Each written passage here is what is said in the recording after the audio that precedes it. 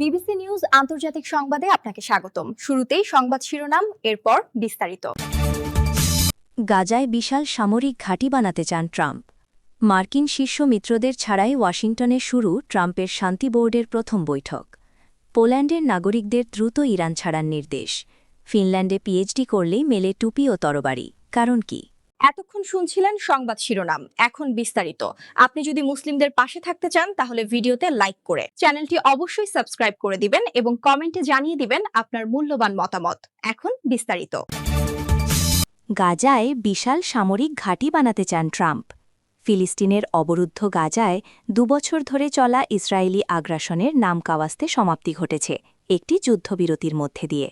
দখলদার বাহিনীর অত্যাচার ও হত্যাযজ্ঞ বন্ধ হয়েছে ভেবে গাজার বহু বাসিন্দা ফিরেছেন নিজ ভূমিতে। বাড়িঘর কিছুই অবশিষ্ট না থাকলেও ধ্বংসস্তূপের মধ্যে স্বপ্ন বুনছেন নিপীড়িত ফিলিস্তিনিরা। সেখানেও হামলা চালাচ্ছে ইসরায়েলি বাহিনী। এখনও মাঝে মধ্যেই ঝরছে প্রাণ। 2-1 দিন পরপরই লাশের সারিতে যুক্ত হচ্ছে 5-10 ফিলিস্তিনি। এবার সেই বিধ্বস্ত ভূমিতে বিশাল সামরিক ঘাঁটি তৈরি করার পরিকল্পনার কথা জানিয়েছে মার্কিন প্রেসিডেন্ট ডোনাল্ড ট্রাম্পের প্রশাসন, যেখানে 5 সহস্রাধিক আন্তর্জাতিক সৈন্য মোতায়েন করা হবে বলেও জানা গেছে। হোয়াইট হাউসের পরিকল্পনা অনুযায়ী দক্ষিণ গাজা উপত্যকায় একটি বিশাল সামরিক ঘাঁটি তৈরির পরিকল্পনা এগিয়ে নিয়ে যাচ্ছে ট্রাম্প প্রশাসন। মার্কিন শীর্ষ মিত্রদের ছাড়াই ওয়াশিংটনে শুরু ট্রাম্পের শান্তি বোর্ডের প্রথম বৈঠক।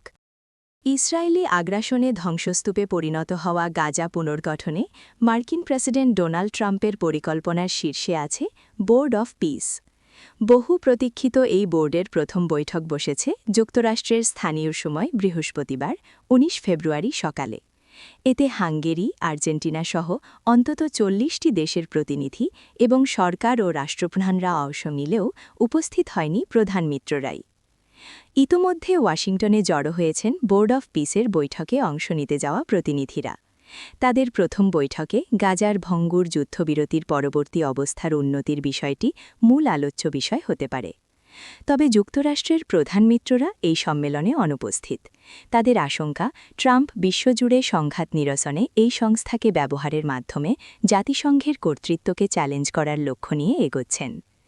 একজন ঊর্ধ্বতন মার্কিন কর্মকর্তা জানান, রাষ্ট্রপ্রধানসহ অন্তত 40টি দেশের প্রতিনিধি এই সম্মেলনে যোগ দিতে ওয়াশিংটনের ইউএস ইনস্টিটিউট অফ পিসে উপস্থিত হচ্ছেন বলে আশা করা হচ্ছে।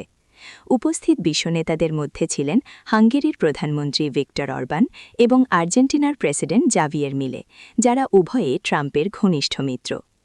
সম্মেলনটি ট্রাম্পের নির্বাচনী প্রচারের কিছু প্রিয় গানের মাধ্যমে শুরু হয় এবং অংশগ্রহণকারীদের হাতে ইউএসএ লেখা লাল রঙের মাগা তথা মেক আমেরিকা গ্রেট অ্যাগেন বা যুক্তরাষ্ট্রকে আবার সেরা করি স্টাইলের টুপি তুলে দেওয়া হয়। যুক্তরাষ্ট্রের পক্ষে উপস্থিত হন স্বয়ং Trump, vice president JD Vance, পররাষ্ট্রমন্ত্রী মার্কো রুবিও, মার্কিন বিশেষ দূত স্টিভ উইটকফ এবং প্রেসিডেন্টের জামাতা ও উপদেষ্টা জ্যারেড কুশনার। পোল্যান্ডের নাগরিকদের দ্রুত ইরান ছাড়ার নির্দেশ।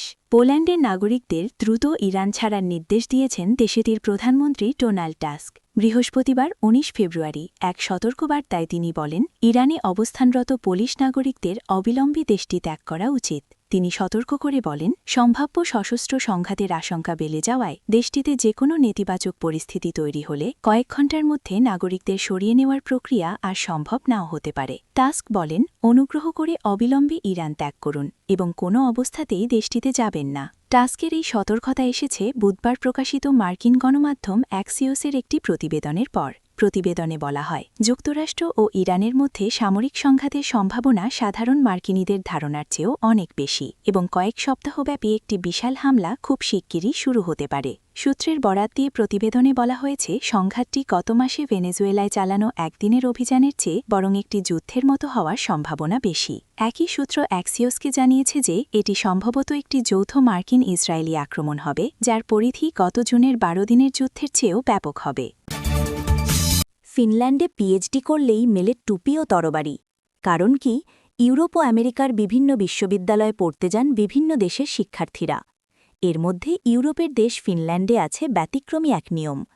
দেশটিতে পিএইচডি ডিগ্রি অর্জনের আনুষ্ঠানিকতা শেষ হয় একটি ঐতিহ্যের মধ্য দিয়ে। বিশ্ববিদ্যালয় ও কলেজগুলো ডক্টরেট ডিগ্রিধারীদের হাতে তুলে দেয় বিশেষভাবে তৈরি কালো সিল্কের টুপি ও একটি তরবারি। খবর এনডিটিভির। তাছাড়া জাঁকজমকপূর্ণ যে ডিগ্রি প্রদান অনুষ্ঠানে এসব দেওয়া হয়, সেখানে থাকে শোভাযাত্রা, আনুষ্ঠানিক পোশাক ও প্রাচীন রীতির ভাষণ। কালো ওই টুপিকে বলা হয় ডক্টরাল হ্যাট, যা বিদ্যাচর্চায় সাফল্য ও স্বাধীনতার প্রতীক। সব টুপি ব্যক্তিগত পরিমাপ অনুযায়ী আলাদাভাবে তৈরি করা হয়। সাবজেক্ট বা ফ্যাকাল্টির উপর নির্ভর করে এর রং একটু আধটুট বদলায়। কলা ও মানবিক শাখা শিক্ষার্থীরা সাধারণত কালো টুপি পরেন। চিকিৎসাবিজ্ঞানে ডক্টরেটধারীরা পরেন সবুজ, আর চারুকলার ডক্টরেটদের টুপি হয় গাঢ় নীল রঙের। অন্যদিকে তরবারিটি মূলত সত্য, নৈতিকতা ও জ্ঞান রক্ষার প্রতীক। এটি যুদ্ধের অস্ত্র নয়, বরং মিথ্যার বিরুদ্ধে সত্য ও গবেষণার শক্তি তুলে ধরার প্রতীকী উপকরণ।